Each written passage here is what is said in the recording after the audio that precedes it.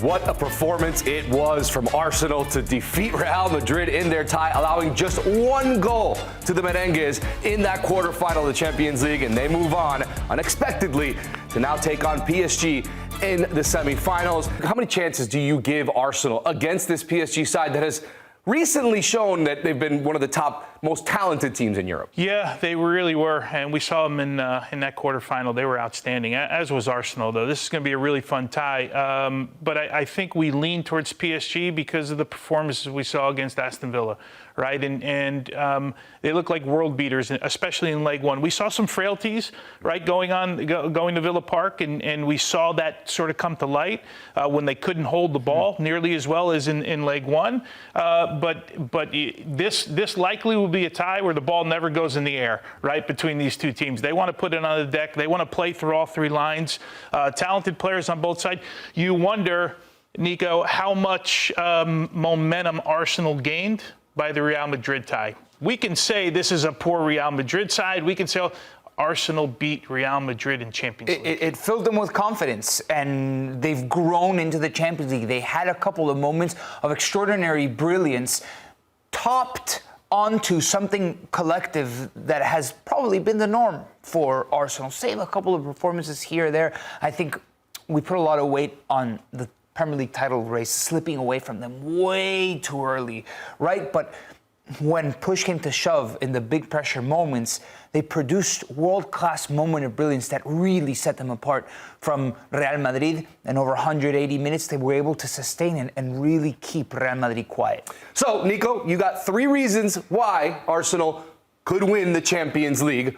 What are those reasons? Yeah, I was tasked to find those 3 reasons, and I think there are a couple of arguments you can make in favor of Arsenal because, like we've been talking about, they're now in a Champions League semifinal. I think people are looking at them in a different light. First and foremost, this is all Arsenal have. I think that's an extra factor of motivation because they can put all their eggs in one basket. I know for PSG, it's a similar case because Ligue 1 is already wrapped up, but no French team has ever won Ligue 1 undefeated. Well, obviously, it would be a French team, right? No team has won Ligue 1 undefeated. So I think that's still in the back of their minds. They still have Coupe de France against Reims in their future. So they kind of need to take care of that as well. The other teams on the other side of the semifinal, they're all deep in a treble fight. So that's just from the intangibles perspective why Arsenal has an extra motivating factor.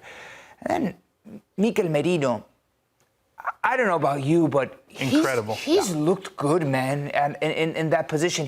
What I like about it is that he interprets it well. He has a really good fit. He has a really good sense of belonging in that position for a midfielder. What do you think, Tone? Yeah, no doubt. He's come in, and that's been the discussion, right, with Arsenal. They didn't have a number 9. Kai Havertz, before he got hurt, was playing as the number 9, still scoring goals. I think this system in general just scores goals, but this guy, talk about footballing IQ, right? Going from a midfield position to this. And it was like instant. As soon as Havertz went down, everyone asked, who's going to be your number 9?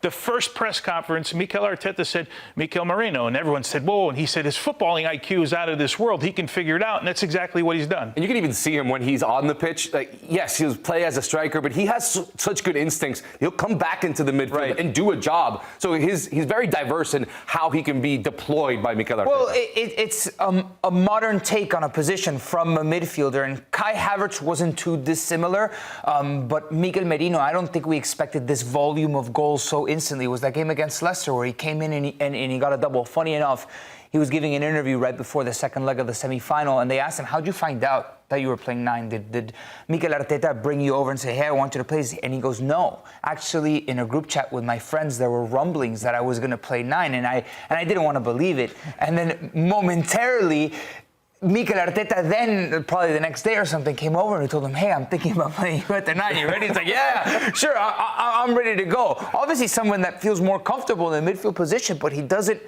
look bad at all in that 9 position. We're not talking about Kai Havertz being an absence. And then my final point as to why Arsenal could win the Champions League is that they defend really well. I don't know if they're the best defensive team in Champions League. I think in a one-off game, in a cup tie, I prefer Inter at the moment just because they have that DNA. But Arsenal look good defensively, and that's their base. That's been their base, right? There were a couple of moments, I think, at the beginning of the season that cost them the Premier League in the lack of defending, but they've kind of cleaned that up a little bit. Obviously, Gabriel Magalhães is a big miss.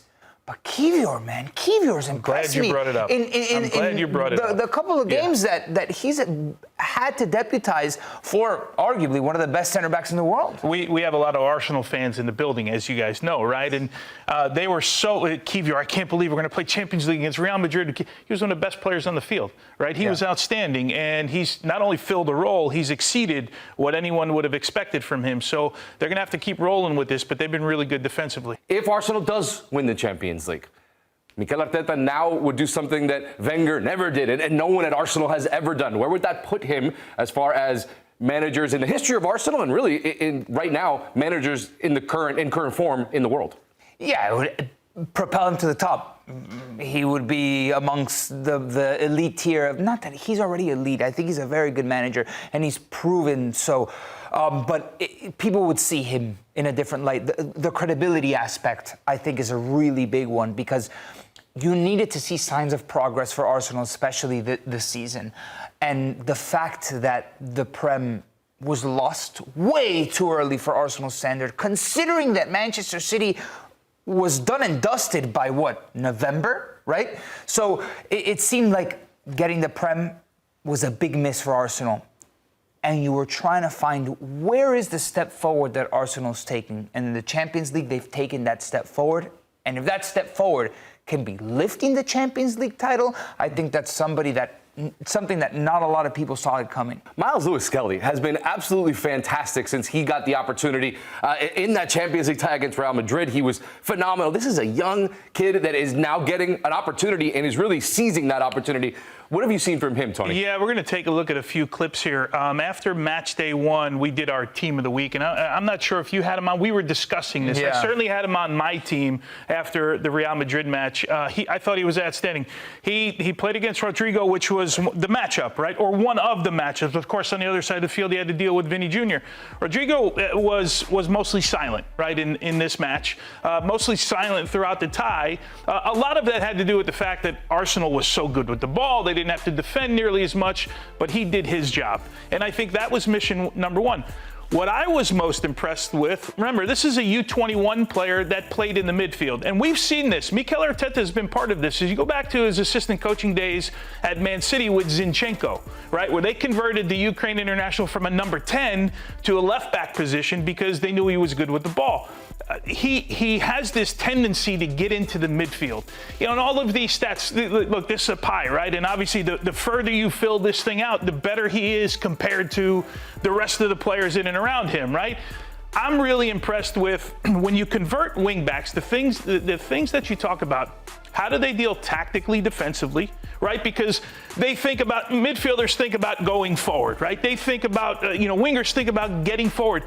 Deal with things tactically and 1v1 duels. The rest of it seems kind of comfortable to them. When they get in the midfield, they feel comfortable because that's exactly what they do, right? That's who they are. By moving in this position, think of how, because you knew Rodrigo wasn't going to come back. You knew on the other side, Vinny Jr. wasn't going to come back. So Mikel Arteta, one of the few games, the two legs, that Lewis-Skelly played 90 minutes.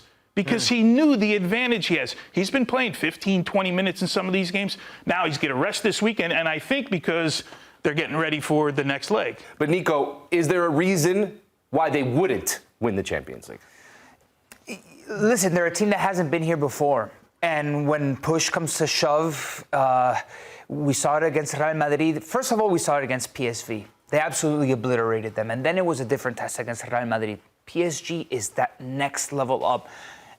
And it's going to take, not only from a footballing perspective, but from a psychological perspective as well, beating this PSG side. This PSG, it's like Real Madrid. They have the quality of the Real Madrid squad, but collectively they're great. So how are you going to deal with not having the ball for larger bouts of the game?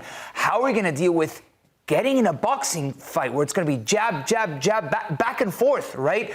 It's just a different set of challenges at Arsenal. This is where you want to see this growth happening, right? And in these cup tournaments, from least to greatest is how you end up winning them. They'll hope to take that psychological momentum after that tie against Real Madrid into the tie against PSG.